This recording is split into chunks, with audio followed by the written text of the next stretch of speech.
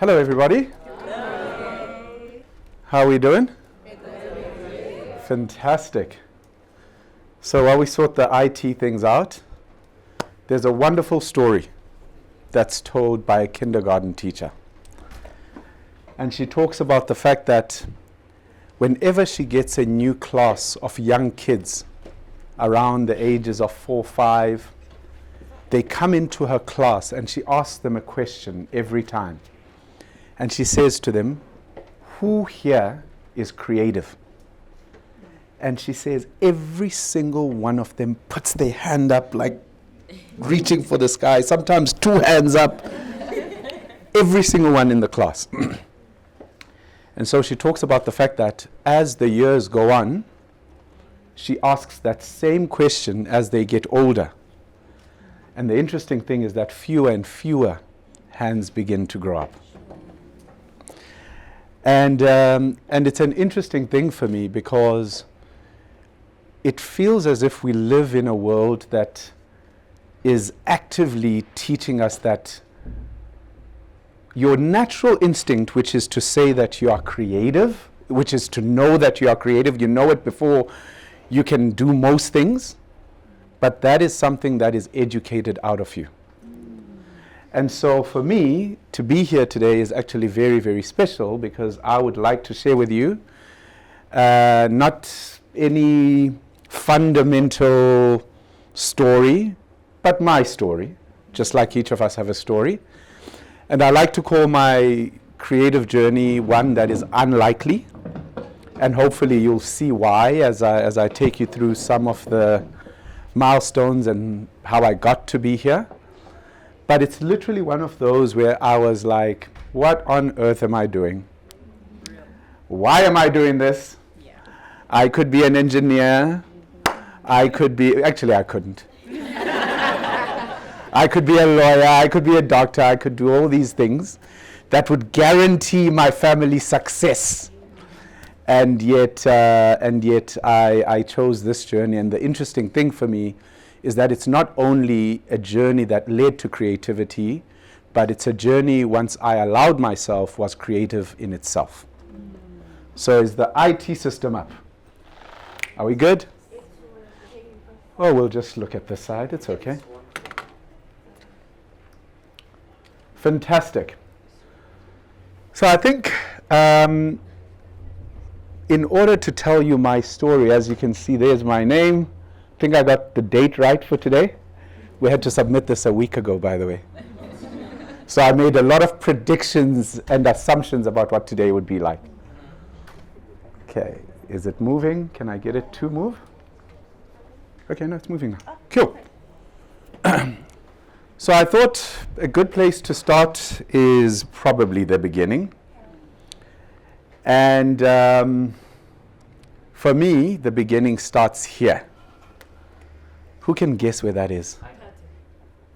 Who said it? Who said it? No, hang on. You're not allowed to speak. She's worked for us. It's Lalin. Okay, that's great. That's great. So is your home language Xhosa? Yes.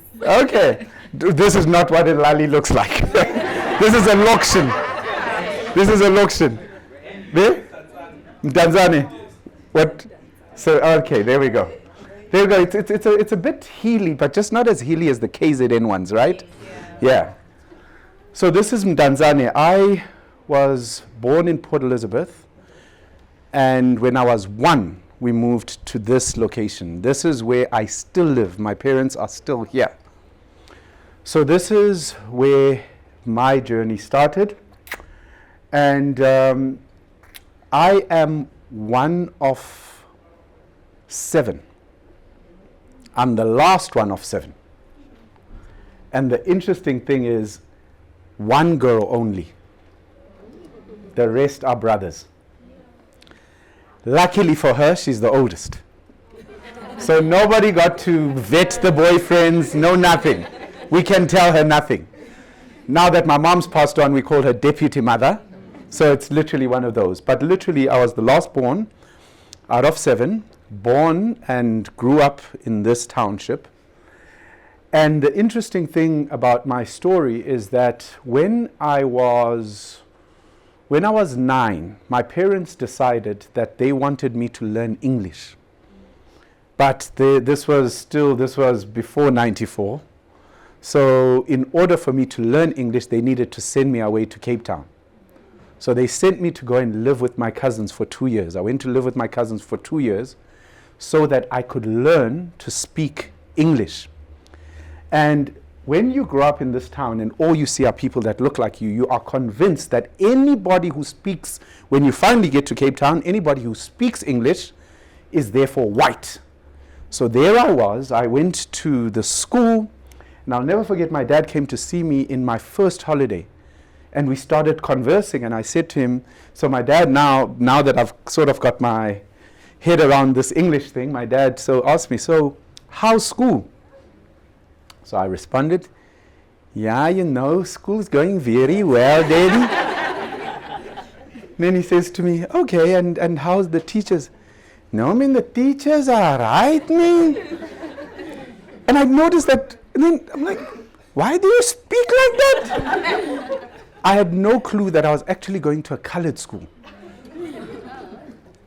And it was the best time of my life. I went to a school called Good Hope. I went to a school called Surrey Primary in Athlone. And then, when the government decided that white schools are opening up for blacks, the test for a school called Selborne College in East London, the test was a book called 101 Dalmatian. And we had done it there by my school. And so I went down, I flew down, my first flight ever, I flew down and had the interview, and I started going to Selborne. So I was very, very lucky to be one of the first cohorts of black people to go to Selborne. Interesting experience. There's a girl who was part of that cohort who actually did some research to see if the teachers had any training whatsoever before diverse kids were let into their class. And what do you think the answer to that is? No. Exactly. Why do you think so many of us are so damaged nowadays? Because you literally went into being taught by people that never ever perceived that they'd ever teach you. So those other periphery things that they would actually instill in you are things that took so many years to actually unlearn, because they were based on their own prejudices and their own biases. But that essentially happened. So I went to Selborne, had a wonderful schooling career. And then the interesting thing about this is at the time, there is somebody who was a big influence in my life. I didn't realize it so much as it was happening, but now when I look back, I realize it. And that person is this person. This is my dad. This is my old man. So my dad was a rep. My dad sold cigarettes. He was a rep for a company called United Tobacco Company. Later became BAT, etc. But my dad used to sell cigarettes. Never smoked a day in his life. And I would watch my dad convincing people, and also the cigarettes that they used to sell were the more higher end. So Benson and Hedges, John Player Smooth Special, versus Stuyvesant, Rothmans, Lexington. So I would watch my dad have to convince all these people, watch him do promotions, watch him sell to people. And I was fascinated by this. And my dad's, every part of my personality, if you think there's a bit of bubbly here, trust me, that's the source of the bubbly. So well known around the community, all kinds of tips and tricks. He could go into a room at a tavern or whatever the case may be, find the guy that everybody seems to be looking at, get that guy to have a try of the Benson and Hedges, make sure he puts it on the table, so that the people that are looking at that table start to say, what is that? Influencer, first freaking influencer.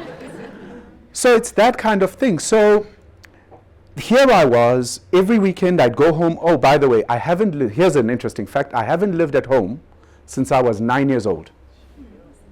Remember I said I moved to Cape Town at 9 years old? When I came back and I was accepted into the school, my dad decided that there is no way that we are going to be paying this kind of money for you to be in the school, and then you come home to the lokshin, and there's any risk that you may fail. So I am going to make sure that you stay there. So not only did I have the trauma of my wonderful teachers at school, I also had the trauma of my hostel masters. But essentially, I haven't lived at home since I was 9 years old. And the interesting thing is I'd come home on weekends, and then while I was at home, I'd be there with my dad. I'd be watching him doing his promotions and everything else. And this really started to create a sort of passion in me around just this understanding. How do you convince people? How do you get them to do stuff? Like, how do you do this? And so I go through my schooling career, and then I get to matric. There I am, by the way, super popular in high school. That's the nice thing, because we're all there. Nobody has to go and see them danzane, because when I go home to the hostel. You know, so I'm there, I'm living my best life. And I was, honestly, I was like, man, this is it. This is incredible. I've got this whole thing. I'm doing well at school. By the way, interesting thing is, because I went to the school that I went to, they offered art as a subject. So I started doing art. I was involved in drama. I was involved in the choir. Music is my number one passion. Get it from my mom. And so there I was. I'm freaking so excited about the future. And then what happens is I get to matric. And when I get to matric, my dad and my mother sit me down and they say, so, what are we going to do now? I'm like, what do we mean? UCT, baby, are you freaking kidding me? Wits, baby, are you kidding me? And they say, no, because your reality is slightly different to the others. You don't live in the hostel, you live here. And essentially my parents tell me that, well, we're going to spend the next 5 years paying off the last 5 years. So unfortunately, you can't go and be with your friends where they are going. So you need to find something here local, you know. This thing that you are doing, isn't there like a sign writer or something? and so huge disappointment. And I'll never forget, man, I was so bleak. And you guys know how this works, right? Like the way we all operate as a group, you know, like when one person has to leave the group, mind you, a very vocal person, a bubbly person, I was an important part of the group. And now suddenly I'm the person who's there on some. And I actually sat at home and I was so down and I was so disappointed. And now here's where it actually gets quite interesting for me, because my brother called me. One of my brothers called me. My brother at the time was at a technicon. And he was at a black technicon. You remember back in the day, you had technicons, but we had our technicons. My brother was at a technicon back then called Pentech. My brother calls me and he says, chap, what's your plan? And I say to him, well, I don't know, in my posh accent. So I said to him, well, I don't know, you know, mom and dad said I can't go. And I'll never forget, and this is just keep this theme of unlikely in the story. So my brother then said to me, look, to be honest with you, you've got to understand one thing about life. It's not a sprint, it's a marathon. You may be saying goodbye to your friends right now. You'll see them later on in the race. Here's what I can tell you. You don't have the luxury of taking a gap year. So my suggestion to you, I had somehow found out that, because what I wanted to do is that I knew that I wanted to do something to do with art in the creative space.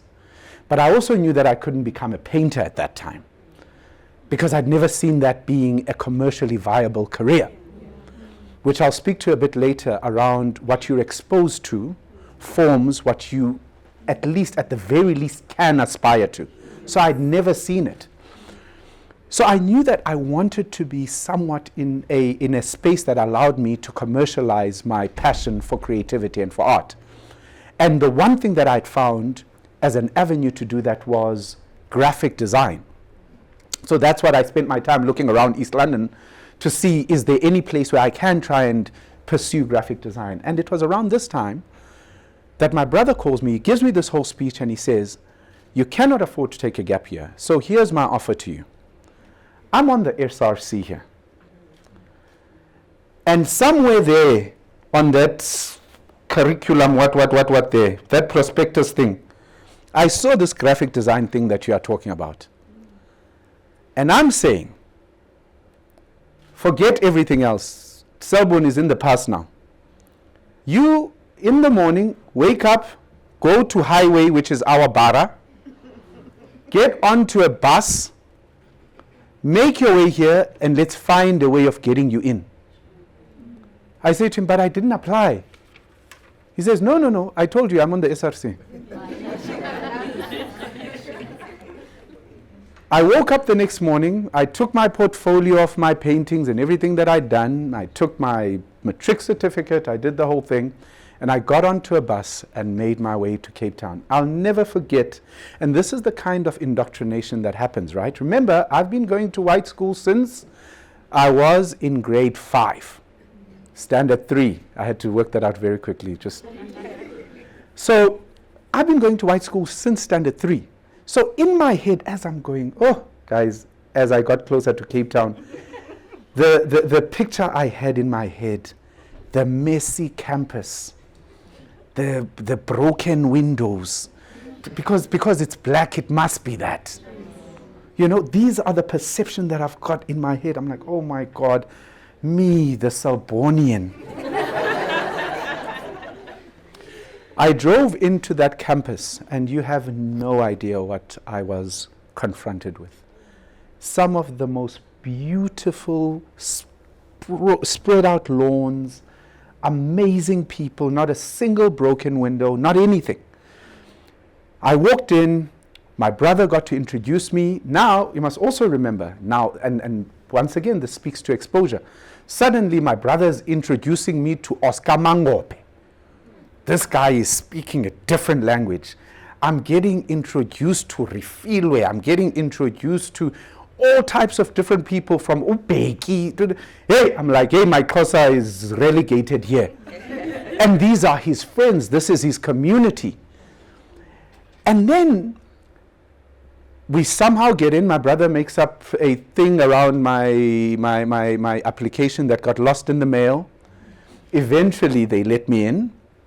I failed the test. I did the whole thing. You had to do a test. I failed the test. And then my brother's political side came out. And my faculty fell under engineering. And the dean of engineering, which my brother spoke to, didn't want any politics entering the department. He said, okay, fine, let him in. So I got in. And the interesting thing about this is, guys, it was such an incredible time in my life, probably the best time of my life up until that point. Because to see somebody who's never stepped into a white anything, to socialize with those people, a person comes from the poorest parts of South Africa, is an engineering student, scores 98% better than UCT students coming from Kwakwa.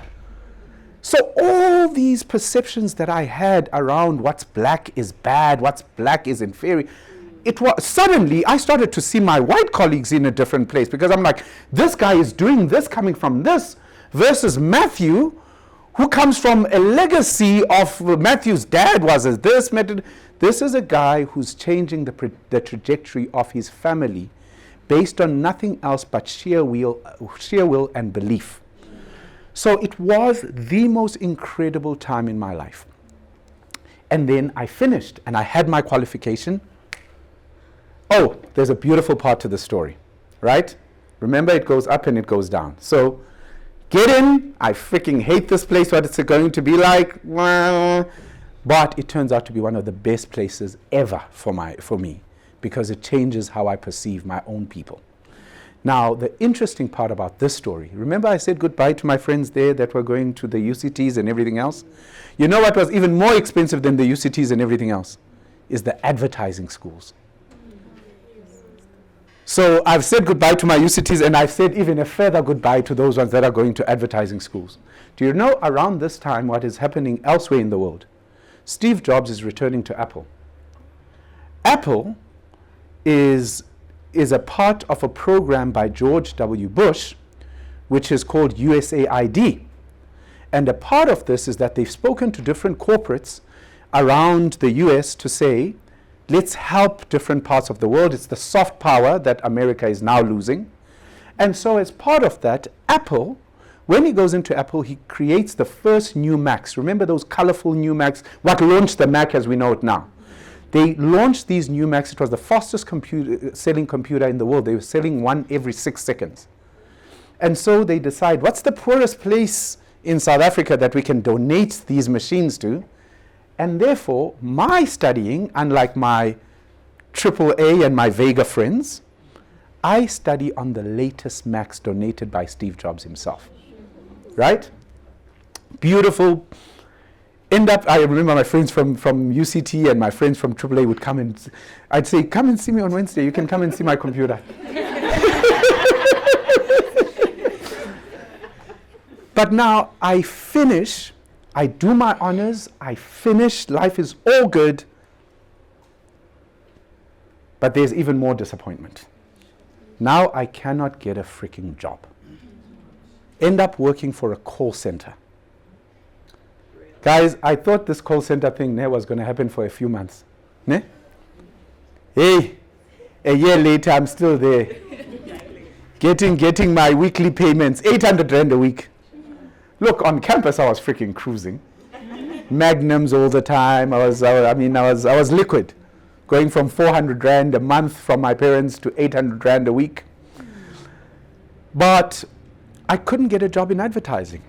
And it actually became it was depressing. I used to get up at 5 a.m. every morning, get onto a train from Belleville, make my way to town, then get a taxi to Searle Street, then have to, in fact, before getting to Searle Street, walk through Gympie Street, get robbed, and then make my way, and eventually I'd be at the call center. I did this for close to 2 years. Couldn't get a job in advertising. I used to be so depressed, actually. I used to have a thing where I used to kick a can when I was walking home. I used to work on Saturdays, walking home. And I used to just think, man, what a failure you are.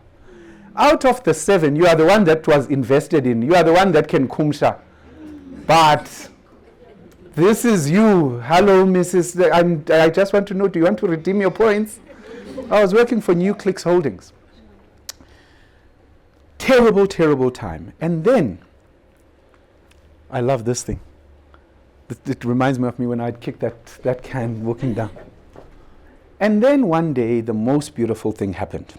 I got a call, and the biggest agency in South Africa at the time, the biggest agency in South Africa was looking for a copywriter. Now, to give you context, where I'm working at this time is the worst part of town. I told you I used to have to walk through Gympie Street, and our offices were in Woodstock. Not the Woodstock that you know of today, Akona. Not the Woodstock of today, the Woodstock of yesteryear, like back then.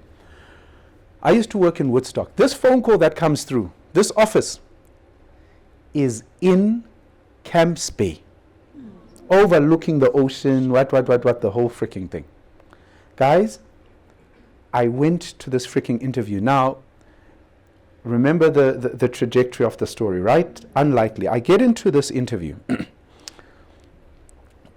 I had an interview with the MD. He looks through the stuff, and then he says, I actually like your work. And then he says, but I'm a bit confused. We're looking for a copywriter. And here it says that you're a graphic designer.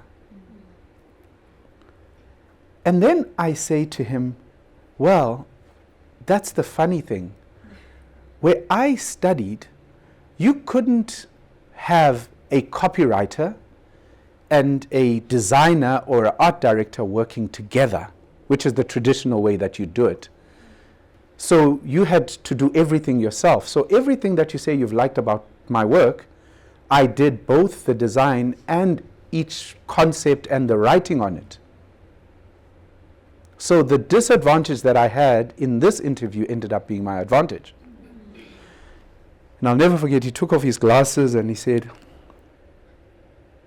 if I hire you, do you promise me that I will not regret that I didn't hire someone with this official qualification that I wanted?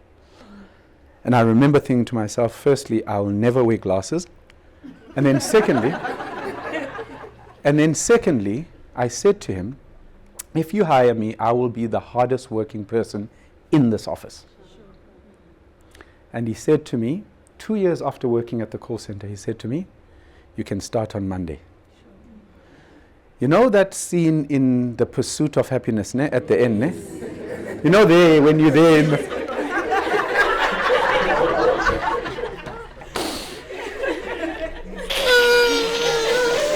that was me. Literally walking down, tears streaming down my face, so happy to have landed this first gig. It was absolutely incredible. And then, guys, what follows is one of the craziest stories. I mean, I went at FCB, you could reject something of mine. Mind you, talk about writing scripts. How many scripts do you think I'd written? Do you think that mattered? I believed that I could do, there was nothing that I'd look at. And now you must remember, I know John. Look, it's been a while since I was with John, but I know John. So I look at my freaking colleagues, I'm like, no guys, I'm the one with, I know this thing. And at the time we were working on, our biggest client was a retail client, ShopRite. Guys, I'm like, you can't tell me about ShopRite. My mother used to be a cashier there. I know and I knew that I knew it better than Matthew, I knew it better than, I was there. You reject my script, I write you 20 more. It's fine. I've got nothing better to do. I was that kind of a person. I was there. Guys, I would go home. Ne? We've got a brief here. The brief says it's ShopRite's 20th birthday. Guys, I get home. I've got 4 of my friends sitting here. I say, Chana, I've got this idea. We're going to create a jingle for them. And my friends are unemployed, so they've got no choice there. Guys, here we are. We're creating the whole thing. What? Next day, I say to my friends, gents, here's money, please. Can you meet me at the office? My friends are there. White people have never seen anything like this. My friends are there. Next thing, we are in Brackenfell in a freaking mammoth office presenting to Whitey Besson. Whitey Besson, fuck Philip. I fucking love these oaks, Philip.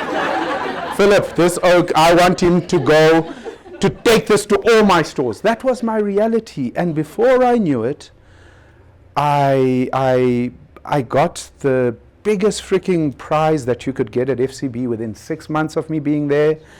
I was promoted to becoming a deputy creative director, in fact a senior writer within my first 2 years. I was promoted to becoming a deputy creative director within about 3 years. And within my fourth or fifth year, I got a call from a company in Johannesburg. And that company was Joe Public. Joe Public was owned by FCB. Remember, I'm at FCB, biggest agency in the country. They're so big that they own other agencies, smaller agencies. They own Joe Public. Joe Public gave me a call in 2006 and said, yo, we've heard about you and we need you to move to Joburg and come and work for us. Didn't know anybody else in Joburg. One of my brothers was here. I was skeptical. How do you move from the biggest agency to an agency that's smaller that they own? Needless to say, I trusted the process, moved to Johannesburg in 2006. Within 4 months of me being there, Joe Public loses their biggest client, CTM, made up about 80% of the company. Within 3 or 4 months of me moving to Joburg, we lose a client which makes up about 80% of our revenue. We have to get rid of about 80% of our staff. Trust me, I'm like, what kind of decision did I make? Now, the interesting thing is that sometimes it takes a breakdown to get a breakthrough.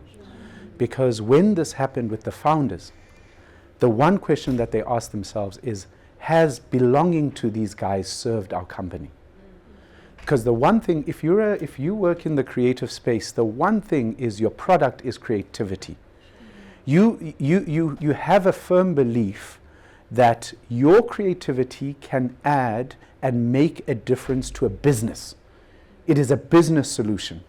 And the one thing that we were about, we had lost, because everything was about how much money are you giving to the company that owns you. How much money are you giving to the Americans? So having lost this big account, actually, breakdown became a breakthrough, because they said, why do we exist? We are called Joe Public. If you look at any advertising agency within my industry, it's named after the people that founded it. Ogilvy and Mather, FCB, Foot Cone and Belding. You could name the YNR, Youngin and Rugby Cam, etc. It's like law firms, it's like audit firms. You know, this is an ego game. And yet this company was called Joe Public, because it was a company for people, by people. It was a company for the man on the street. So they decided, how can we be a company for people, by people, if we're owned by Americans? And so they said, yes, we've lost our biggest client, but it also means that our company is worth nothing. So let's do something that's never been done, and let's go to our owners and say we'd like to buy the business back. This was in 2008. The guys decided to go and buy their business back. The guy said, you're crazy. You won't find a bank that will back this. And they said, we'd at least like to try. They went to the first bank said no. The second bank said, you're crazy. The third bank said, no. The fourth bank said, okay, we'll take a chance on you. And so they got the business back in the middle of the recession in 2008. They then identified a few key staff. I was one of them, myself and a lady that I started with, Kutala. They came to us and they said, listen, we would like you to be a part of the new journey of this company, and we'd like to offer you equity in this company. Although it's not worth anything right now, but we believe that we can build something together. I decided, what else have I got to lose? I believed in the company, I had faith in the company, and I decided the trajectory of my journey is that I go with what I believe in, so let's do it. So both myself and Kutz agreed, and we restarted the company in 2009, around there. The interesting part of the story is that that bank that had faith in us today is our biggest client, Nedbank. The CEO that we negotiated with, who told us we were crazy to try and do this because it had never been done before, ended up leaving that agency and becoming a part of us as our chairman. He's actually retiring. He's just retired in the last month from us. And it literally became a story where we started this company essentially around 2010 to today being the biggest independent agency in the country. And we've been so fortunate. We're a company of around 280 people with offices in Johannesburg, in Cape Town, in Durban, in Amsterdam, in Antwerp, in London recently. So reversing the entire network agency to say, we don't want Americans or anybody from outside to come and buy us. What if we dared to create something that went out into the world? And we get to have so much fun. I mean, as I said to you, these are the guys, this is the company. There's our little Joe man on top, working with some of the most incredible thing. I think you might find a corner there somewhere. But just working with such a diverse group of people, working with such a diverse and brilliant group of people, and we get to create cool stuff like this. Huh? I'm just so fascinated. So we've been working with this brand now for the last couple of years. We've been so fortunate to tell such amazing South African stories. We work with everything from this type of sector, the FMCG space. We've got the banks, as I mentioned to you. We've got Nedbank that we work with. We've got Santam that we work with. We work with Brutal Fruit. We work with Flying Fish. Beautiful story about Flying Fish and Brutal Fruit. You know, when we started working with SAB, the three super brands were Carling Black Label, Castle Lager, and Castle Light. Today, the three super brands of SAB are Carling Black Label, Brutal Fruit, and Flying Fish. Incredible story of brands that are started here that are now being launched globally. So it's just been one of those incredible times. We are ranked the number one agency in South Africa, in the Middle East, probably for the last 7 years, unheard of.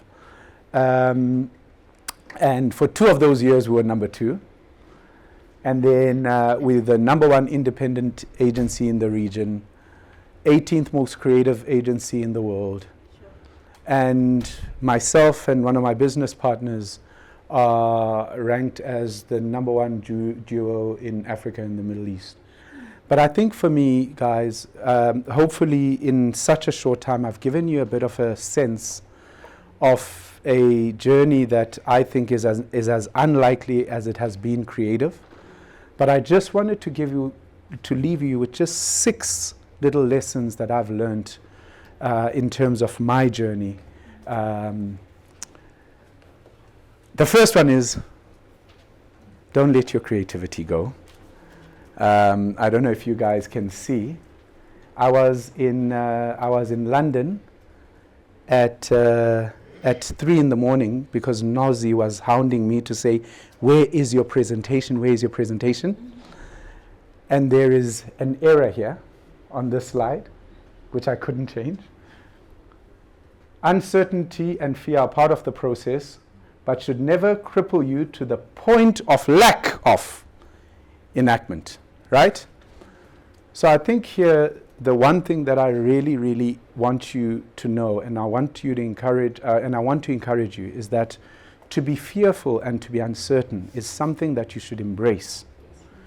There is so much that I've shared with you today around where I had no freaking idea how this whole thing is going to turn out. I remember even when we started with our agency, when we got our agency back in 2010, we had to start from scratch. We had no idea how it's going to go, but we spent that time creating the groundwork. We created systems. We said, what do we want to be our company's mantra? What do we want to stand for? We want to stand for the growth of people. We want to stand for the growth of our, because if we've got the growth of people, it becomes the growth of our clients, which ultimately means the success of us as a business, which means that we can grow our country. So growth of people, which becomes the growth of clients, which becomes the growth of country. That's our purpose. Well, we found our purpose. So there's so much groundwork that happened that nobody freaking knows about, but everybody sees it now. And everybody says they call this luck because they don't see this, right? That's exactly what happens. The second one is that growth happens at your edges. Okay, this is so very important. Exposure is key to expanding your horizons and taking you out of your comfort zone. Embrace it.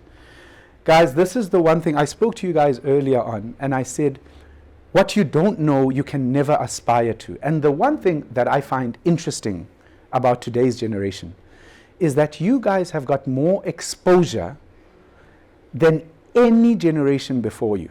The fact that you can have me, you can have Z speaking here before me, everything is in front of you. And more than that, you've got it at your fingertips. Find out, don't be settled with what you know. Find out the things that you don't know. You know, and be so mindful about the idea of creating your own jurisdiction. I'll never forget, I think the year was 2015. I was walking in New York, and something clicked inside of me, and it said, whoever told you that your jurisdiction is South Africa? just that unlocking of my mind found me in a situation where from 2016 until 2022 I ended up on a board in New York. Just by unlocking my mind to the fact that who says you are confined to just being here? Your exposure doesn't say that. So you have to make sure at all times that once it feels too comfortable, maybe I should be exploring more. This is so dear to me. We are often told that seeing is believing. In my organization, we believe that believing is seeing. If you had told me that we would be the #1 agency in South Africa for 7 years, I would have said, you're freaking joking. But what I've learned is that you have to visualize it. It doesn't matter how. Don't worry about the how. But imagine saying something so crazy and so audacious. Just setting that as a vision for yourself. And then everything, the universe shifts and everything comes around you to actually make that happen. Maktub, it really, really does happen. And then the fourth one is that the greatest creative act you can do is to start. And it links very much to that point that I made before. It will always be easier to come up with excuses than to swing into action. No, I don't come from this kind of family. No, I don't have, I don't speak that language. It's always easier. But the hardest thing, as a creative, we always say the hardest thing is a blank page. That's why my job is so easy, because I have to fix other people's errors. But I respect every creative so much because I know that the scariest thing is when you've got a blank page. So you have to start. And the first step is never just a first step. You see?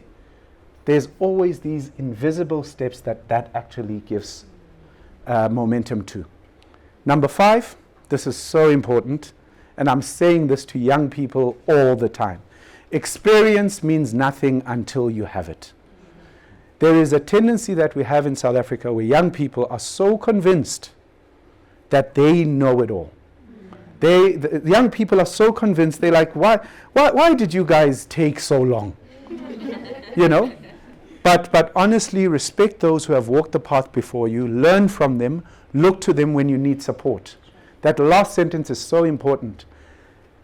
I've spoken to so many contemporaries of mine, I've spoken to so many people that have done incredible things, and they always say, the funniest thing is, there's nothing that I enjoy more than when a young person asks me. But the problem is they never do. So honestly, use that as a resource. And then the last one for me is you must have fun on your journey. This is the one thing. Like, life is as long as it is short. Your road is uniquely yours. If you found any level of uniqueness in my story, trust me, yours is just as unique. And so you may as well make it memorable. If we're not having fun, then what the heck are we doing here? Because none of us get out of it alive. So with those few words, thank you so much for having me to be with you this morning. It's been amazing.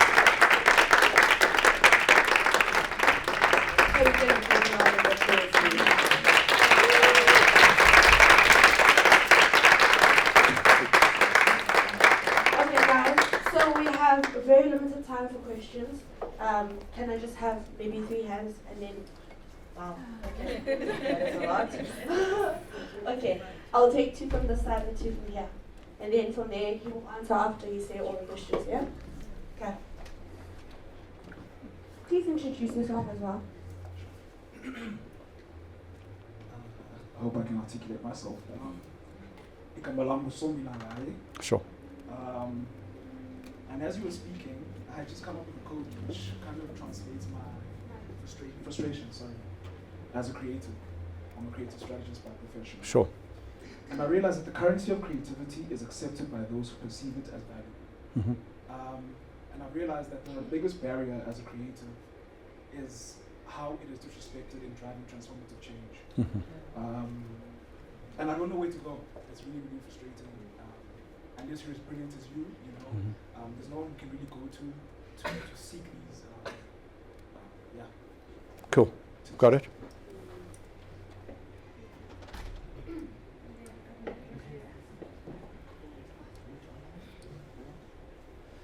Thank you. I'm Jebo. So I currently work in market research, and I try to inject some creativity in the work that we do in telling the stories of what consumers are saying and how they're experiencing the different brands that we work with. And so my question is, something that I struggle with is, how do you separate yourself from the creativity that you inject in your work, especially when it's getting criticized? Mm-hmm. Hi. Hi everyone. Yes. Hi Xolisa. Yes. My name is Dyeshana and I'm a marketing coordinator at the ACA. Mm-hmm. And I think my question is, when you face, in the creative space, you face a lot of rejection, Mm-hmm. right? And you come in with high hopes as a young child or a young creator, Mm-hmm. and you face this rejection. How do you come back from it? You know, Okay. you had a really great journey of resilience. So Cool. Can I answer those three? Otherwise, let's start with those. Okay. There you are, brother. Okay. So, just on that first one,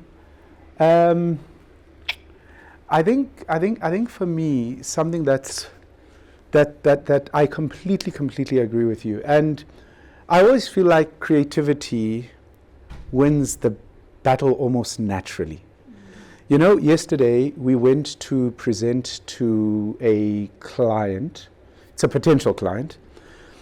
And the only thing we said to them is, people are exposed to 20,000 messages by the time we get to midday. What is it that's going to make them notice yours? Whatever industry you're in, there's thousands of you.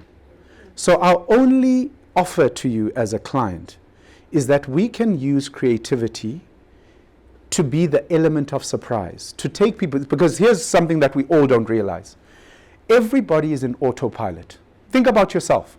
Think about how you get ready. Think about how you got here. Probably the one part that took you out of your autopilot is coming to Henley, because we're not here every day.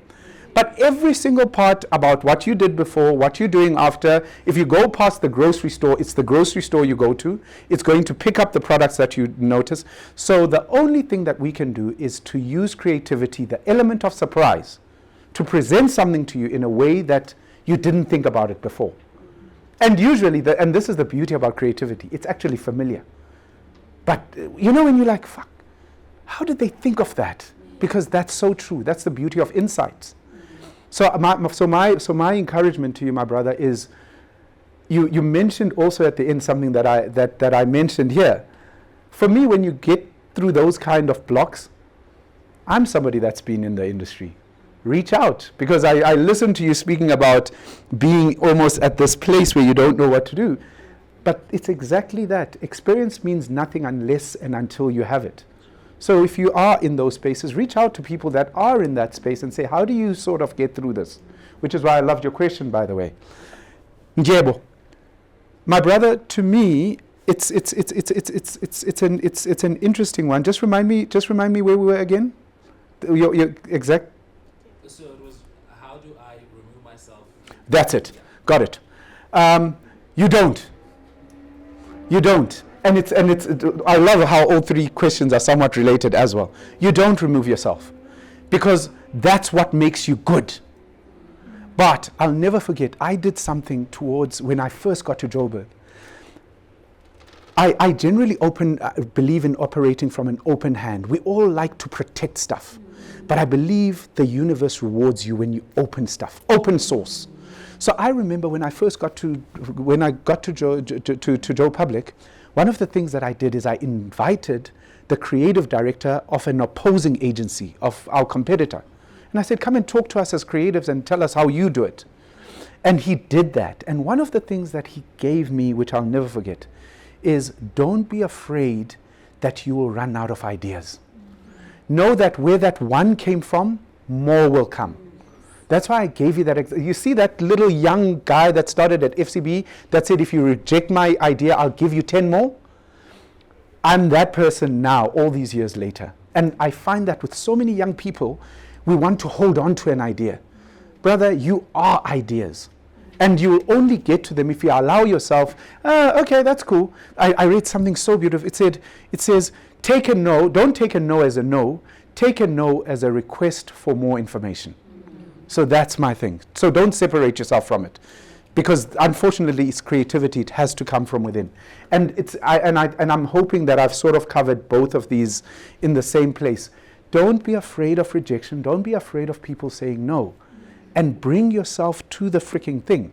One of my favorite sayings is, if you believe that there is a God, and if you believe that you are made in His image, and He is the creator of all things, imagine your power to create. It's infinite. Reject this one. Dude, I'll come up with 30 more. I promise you I will. And so will anybody else here. But you just have to believe that about yourself. Okay. Last question. Yep. Last one. Guys, I've done so well in helping you make up your time. I've been watching. Please forgive me for not being able to stand. That's fine. My name is Linda Rajamini. Yes. And you started this whole chat with the fact that, who is a creator? Yes. And I would pick up my hand even today, Yeah. even though I'm an engineer, right? Yeah. And I really believe creatives are our dreamers, and creatives are our direction as a country, as a continent. And I'm not really sure if it's a comment or a question. Yeah. I'd just like your input into it, Yeah. in terms of how do we then merge this collective cooperation between the sciences and with creatives. And I say this because I always think of Isaac Asimov in the 40s coming up with the laws of robotics, and now in industry there's something real, saying that creatives are the ones that are going to paint our future for Africa, right? And this is the opportunity, though, for us to get into those spaces, to get into spaces together, and sort of chart the future. Creatives, they dream everything. They show us what we're capable of. Yeah. And then we just come in there with the brick and mortar. You see, that's a great question. So this is the interesting thing. One of the worst things that we've created in this world is we've created these walls. We've created these walls where if you're an engineer, then you have to, and it's so bad because it runs so deeply. There are career paths and spaces that we respect more than others. And I think that is so crazy, and that is so sad. I've seen people who are in the financial services space look down on other people that are in this space, or people in the sciences. I can tell you now, having come back, I'm a few days back from the biggest stage in advertising in the world.